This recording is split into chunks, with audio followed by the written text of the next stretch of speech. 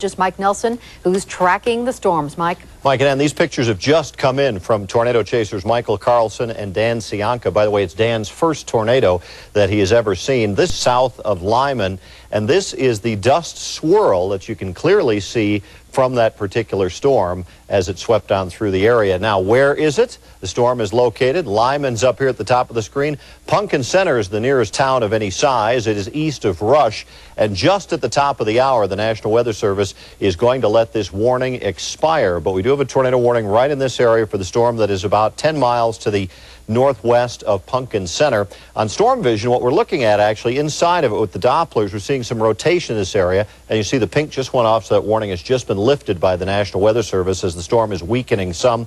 And the storm is actually going to be tracking over mainly rural areas west of Pumpkin Center, but it does have the potential to produce some 1-inch diameter hail as well. That's about it as far as big storms around the area. There's a few up over eastern sections of Weld County, up near the Fort Morgan area and Morgan County as well, but over the Denver area right now, our sky is just partly cloudy. So despite the fact we have some warnings on the plains, it doesn't look like anything too severe coming up for Denver. However, coming up in the next couple of days, we may be talking about some snow over portions of the mountains. All the details in just a bit.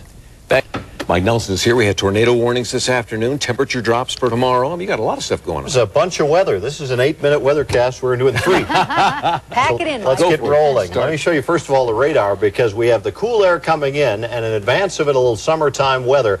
Severe thunderstorms erupting out on the eastern plains of Colorado. A couple of spots to look at. First of all, I'll take you up here.